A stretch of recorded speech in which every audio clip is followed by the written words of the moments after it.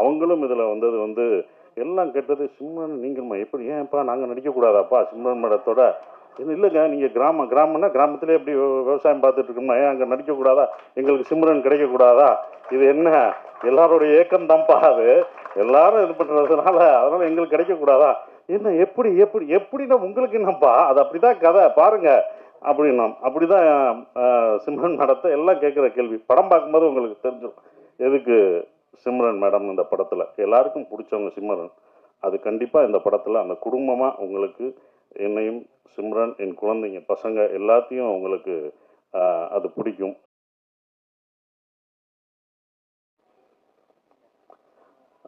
எல்லோருக்கும் வணக்கம்.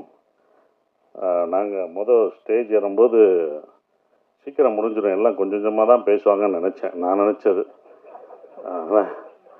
ஏன்னா இவங்க ஷூட்டிங்கில் அவ்வளோவா பேச மாட்டாங்க ஒர்க்கில் அவ்வளோவா பேச மாட்டாங்க ஆனால் இவ்வளோ நேரம் பேசுவாங்க. நான் எனக்கே என்னடா நம்ம கொஞ்சமாக தான் பேசும் போல்க நிறையா பேசணும் போல்க அப்படின்றத பார்க்கும்போது ஒவ்வொருத்தருக்கும் எனக்கே ஆச்சரியமாக இருந்தது.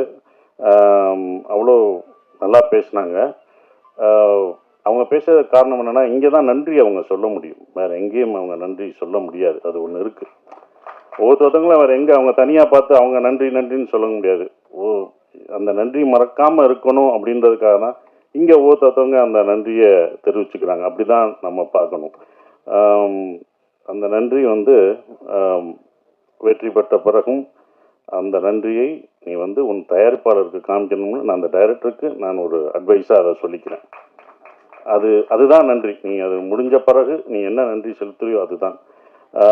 எல்லாம் படத்தை பற்றி சொன்னாங்க, இப்படி வரும் அப்படி வரும்ன்ற ஒரு விஷயம் சொன்னாங்க. நல்லா இருக்குது. அதெல்லாம் நம்பிக்கை தான், எல்லாருக்கும் இருக்கிற நம்பிக்கையில் தான் அவங்களும் அந்த நம்பிக்கையில் ப்ரொடியூசர் அந்த நம்பிக்கையை வச்சுருந்தார். அந்த நம்பிக்கை நிறைவேற்றிய டைரக்டருக்கு அவ்வளோ வாழ்த்து சொல்லும்போது இன்னும் சந்தோஷமாக இருக்குது. என்ன நினச்சி ஒரு ப்ரொடியூசர் தான் ஒரு படத்தை பார்த்துட்டு இது நல்லா இருக்குது எனக்கு திருப்பின்னு சொல்லணும். அது ஒரு 100% சொன்னது எனக்கு சந்தோஷமாக இருக்குது. இருந்தாலும் நல்லா எழுதிட்டோம் அப்படின்னு ஒன்று இருக்கும்ல, நல்லா எழுதியிருக்கோம்டா சப்ஜெக்டு, ஆனால் என்ன ரிசல்ட் வருதுன்னு ஒரு பயம் இருக்கும். அந்த பயத்தோடு இருக்கிற மாணவனா மே 1 அந்த ரிசல்ட்டுக்காக மக்களும் நீங்களும் கொடுக்க போகிற அந்த ரிசல்ட்டுக்காக காத்துக்கிட்டு இருக்கோம். அதுதான் நான் காத்துட்ருக்கேன். ஏன்னா எங்கள் படத்தை பற்றி நீங்கள் தான் பேசணும். நாங்கள் இங்கே வந்து படம் இப்படி பண்ணிட்டோம் அப்படின்னு சொல்கிறத விட நீங்கள் நல்லா இருக்கும், நீங்கள் தான் எல்லாருமே சொல்லணும். மக்களும் ப்ரெஸ் எல்லாமே நீங்கள் சொல்லணும்.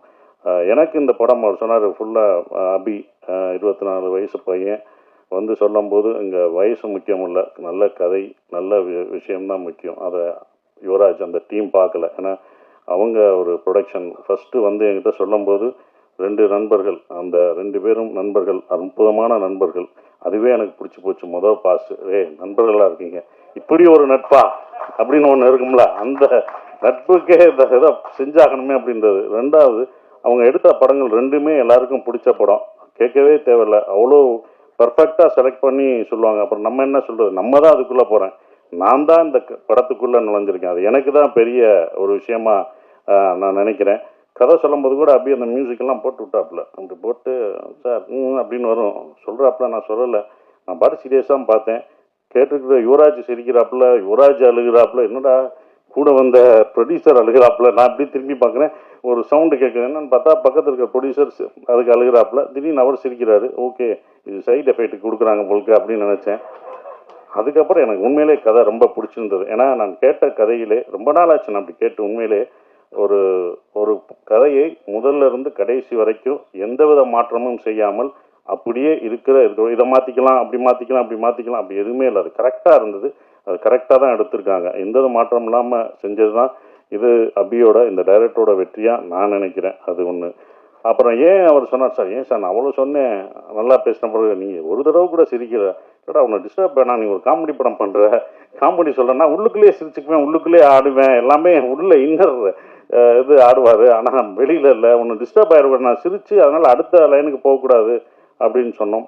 அதுக்கப்புறம் தான் சிம்ரன் மேடம் இந்த படத்துக்கு அப்போ சொல்லும் போது எனக்கு இல்லை, சிம்ரன் மேடம் நடிக்கிறாங்க அப்படின்னா சார் சிம்ரன் மேடம் கதை சொல்ல போகிறேன், இப்படி என்ன சொல்லுங்க இந்த எனக்கு ஒன்று போடுவேன், மியூசிக்கை போட்டு அப்படி இப்படி நடிச்சு காமிப்பேன், அதை அவங்களுக்கு பண்ண அவங்களுக்கு பிடிச்சிரும். அப்படியா சார், கண்டிப்பாக பிடிக்கும்டா அப்படின்னு அடுத்து அவங்க ஓகே பண்ணிட்டாங்க. அவங்க ஏன் ஓகே பண்ணால் அந்த கதை அவங்களும் இதில் வந்தது வந்து எல்லாம் கேட்டது சிம்ரன் நீங்கள்மா எப்படி ஏன்ப்பா நாங்கள் நடிக்கக்கூடாதாப்பா சிம்ரன் மேடத்தோட இது இல்லைங்க நீங்கள் கிராமம்னா கிராமத்திலே எப்படி விவசாயம் பார்த்துட்டு இருக்கோம்னா ஏன் அங்கே நடிக்கக்கூடாதா எங்களுக்கு சிம்ரன் கிடைக்கக்கூடாதா இது என்ன எல்லாருடைய ஏக்கம் தான்ப்பா அது எல்லாரும் இது பண்ணுறதுனால அதனால எங்களுக்கு கிடைக்கக்கூடாதா என்ன எப்படி எப்படி எப்படின்னா உங்களுக்கு என்னப்பா அது அப்படிதான் கதை பாருங்க அப்படின்னா அப்படிதான் சிம்ரன் மேடத்தை எல்லாம் கேட்குற கேள்வி படம் பார்க்கும்போது உங்களுக்கு தெரிஞ்சிடும் எதுக்கு சிம்ரன் மேடம் இந்த படத்தில் எல்லாருக்கும் பிடிச்சவங்க சிம்ரன் அது கண்டிப்பாக இந்த படத்தில் அந்த குடும்பமாக உங்களுக்கு என்னையும் சிம்ரன் என் குழந்தைங்க பசங்க எல்லாத்தையும் அவங்களுக்கு அது பிடிக்கும் அவங்க அவ்வளோ பெர்ஃபார்ம் பண்ணுவாங்க அவங்கள அதாவது என்னென்னா அவங்கள எனக்கு இன்னொன்று அவங்கள பாராட்ட வேண்டியதுனா இப்போ வரைக்கும் அவங்க ஹீரோயினாக நடிக்கலாம் இந்த படத்துலையும் அவங்க ஹீரோயின் தான் நான் ஹீரோ அவங்க ஹீரோயின் ஸோ அவங்க எப்போவும் ஹீரோயினாக நடிக்கலாம் ஸோ அது ரொம்ப அற்புதமாக பெர்ஃபார்ம் பண்ணாங்க அவங்கள வந்து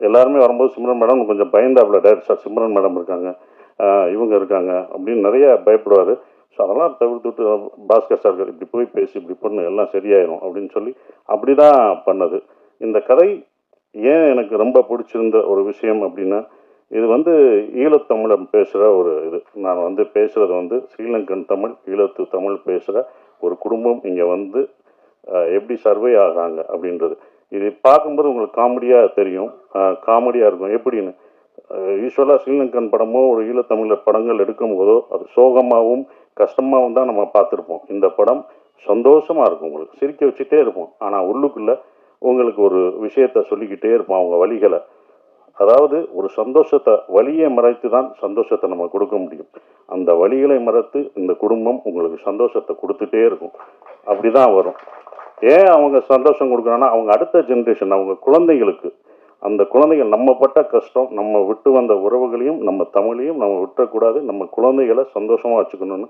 அவங்க வழியை மறந்து கொடுக்கக்கூடிய படமாக அது இருக்கும் அதுதான் அவங்க வழியை மறந்து அந்த குழந்தைங்களுக்கு சந்தோஷத்தை கொடுக்குறாங்க உலகத்தில் உள்ள எல்லா தமிழரும் இது எல்லாருக்குமே பொருந்தும் எல்லா தமிழர்களுக்கும் உலகத்தில் உள்ள எல்லா ஈழத்தமிழர்களும் அவங்க பசங்க பார்க்கும்போது இந்த படத்தை பார்க்கும்போது நம்மளுடைய கல்ச்சரையும் நம்மளுடைய தமிழும் மறந்துட்டு நம்ம இங்கிலீஷ் பேசிகிட்டு இருக்கோம் கண்டிப்பாக தமிழ் நம்ம மொழியை கற்றுக்கணும் அப்படின்ற ஒரு 10 பேர் வந்து அப்படி வந்து மாணவர்கள் வந்தாங்கன்னா பசங்க வந்தாங்கன்னா அதுதான் இந்த படத்தோட வெற்றியாக நான் நினைக்கிறேன் அது கண்டிப்பாக நடக்கும் அப்படின்ற அந்த நம்பிக்கை எனக்கு இந்த படத்து மேலே ரொம்ப ஸ்ட்ராங்காக இருக்குது எல்லா நம்பிக்கை தான் இருக்குது அது மாற்றும் உலகத்தமிழர்கள் எல்லாரும் பார்ப்பாங்க அதை அப்படின்ற நம்பிக்கை இருக்குது அவங்க ஃபேமிலியோடு கூப்பிட்டு வந்து பார்ப்பாங்க இங்கே உள்ள மக்களும் அவ்வளோ எல்லாத்தையும் கலெக்ட் பண்ணுவாங்க ஏன்னா இங்கேருந்து போய் அங்கே கஷ்டப்படுற அங்கே வழியாக வாழ்ந்துட்டு இருக்கவங்களுக்கும் இந்த படம் ஒரு நல்ல அவங்க சிரிக்க வச்சுட்டே தான் சொல்லுவாங்க எங்கேயுமே அவர் வந்து இது பண்ண மாட்டார் பட் ஃபீல் குட் மூவியாக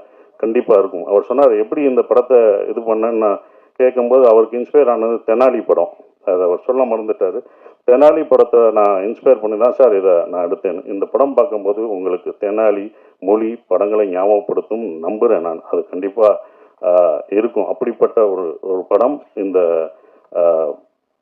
டூரிஸ்ட் ஃபேமிலி இருக்கும் அப்படின்றது இந்த படத்தில் மலையாளத்திலேருந்து வந்திருக்காரு அந்த மலையாள இதெல்லாம் மறந்து அழகாக என் மகனாக சூப்பராக பண்ணார் நான் உங்கள் கதை சொல்லும்போதே சொன்னேன் இதில் யாரும் நடிக்க மாட்டாங்க எந்த ஹீரோ நீ போயிட்டு வா எங்கே சுற்றி வந்தாலும் என்கிட்ட தான் வர முடியும் ஏன்னா இவ்வளோ பெரிய பையனா யாரும் எந்த ஹீரோ நடிக்க மாட்டாங்கன்னு நான் நினச்சேன் சில ஹீரோக்கள் நடிப்பாங்க சிலர் நடிக்க மாட்டாங்க அதுதான் அப்படி இது எனக்கு தான் இந்த கதை இருக்கும் அப்படின்னு நினச்சேன் அப்படி வந்தால் மிதுன் சூப்பராக இருந்துச்சான் பெரிய டைலாகு நானும் அவனும் பேசுகிற ஒரு சீனு அதில் வந்து ரொம்ப அற்புதமாக நான் எதிர்பார்க்கவே இல்லை இன்னும் இவ்வளோ சீன் இருக்குபடி என்னோட டைலாக் இருக்குது எப்படி பேசுவார் அப்படின்னு நினச்சேன் ஆனால் அற்புதமாக பேசி இது பண்ணிட்டாப்புல படம் பார்க்கும்போது உங்களுக்கு தெரியும் இந்த படத்தில் யோகி பாபு சார் எல்லாமே இருக்காங்க பெரிய ஆர்டிஸ்ட்லாம் இதில் இருக்காங்க யோகி பாபு இருக்கார் நான் இருக்கேன் எல்லாமே இருந்தாலுமே அந்த குட்டி பையன் முள்ளியாக நடிக்கிறான் அவன் தான் இந்த படத்தில் காமெடியனே உங்களை சிரிக்க வைக்க போகிறது அந்த பையன் தான் நாங்களாம் காமெடியன் நாங்களாம் கேரக்டர் ஆர்டிஸ்ட்டு அவன் தான் காமெடியனாக இருப்பான்